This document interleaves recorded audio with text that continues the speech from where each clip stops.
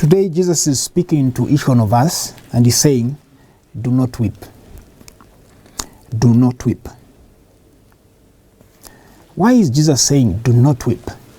Because he's aware of our distressing realities, our distressing environment. He's aware of the pain that this world that we live in sometimes inflict on us. Jesus is aware that sometimes we become disoriented because of the experiences that we go through.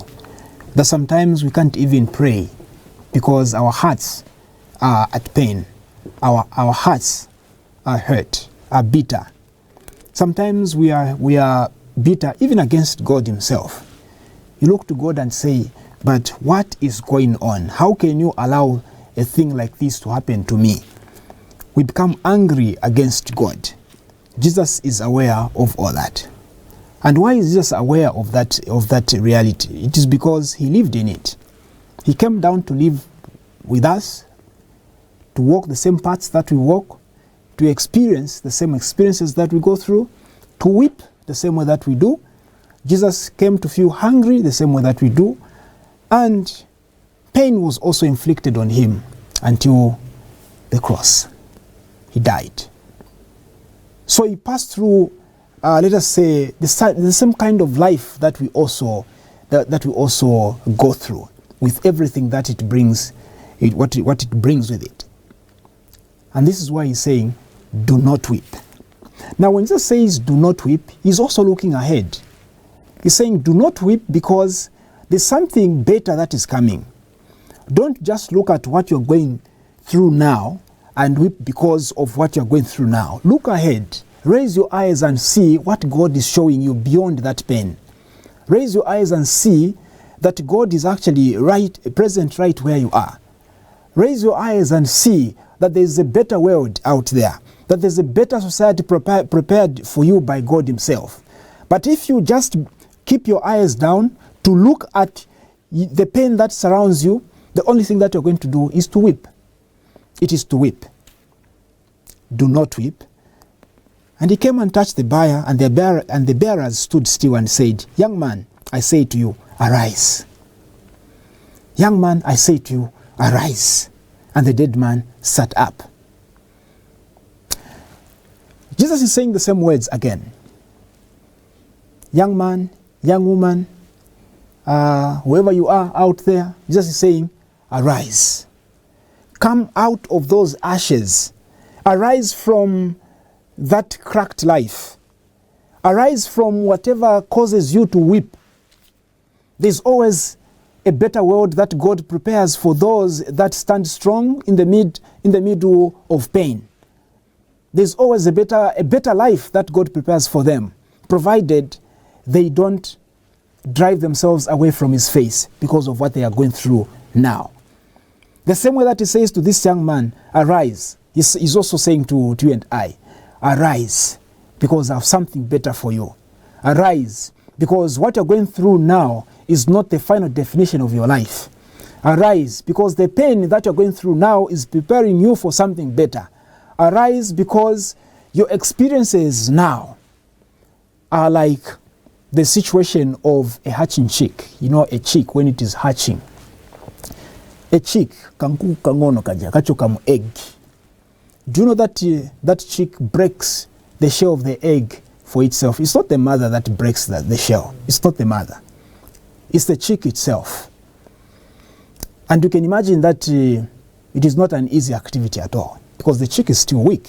It is still small, weak. But then it understands that inside that egg, you know, or its situation inside the egg is temporal, or has to be temporal. There's something better out there. And so it has to force itself to come out of that, you know, of that situation, dark situation. I imagine it must be dark in there.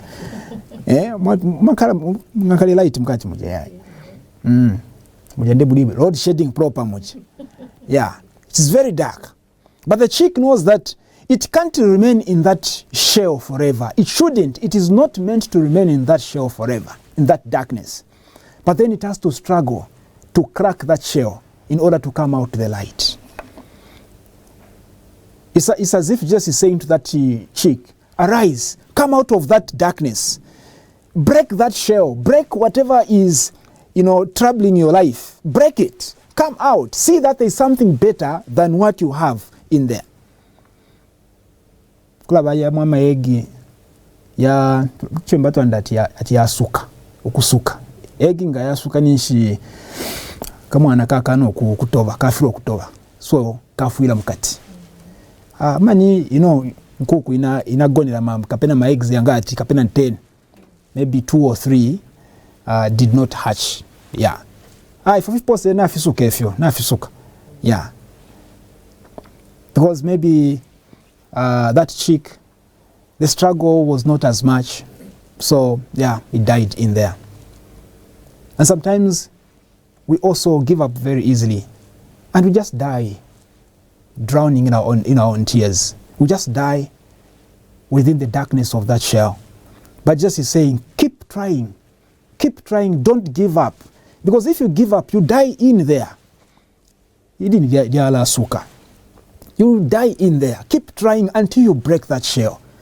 Stop weeping. Arise, come out of that, and you'll see that indeed God's word is not table for it comes to fruition. God does not give fake promises. When he promises us that there's a better life out there, indeed there is a better life out there. But there is a path that we need to walk. The struggle of getting to that better life. The struggle of breaking the shell. That struggle, we have to do it ourselves. If we give up, we'll not get to that better life and we'll die within the darkness of that shell. So as Jesus talks to these people that are weeping, this woman that is weeping because her son has died and all that, he's also talking to you and I. Do not weep. Raise your eyes and see that actually there's something better that God has prepared for you, something better than what is making you weep now. Raise your eyes, arise and break that shell. Amen.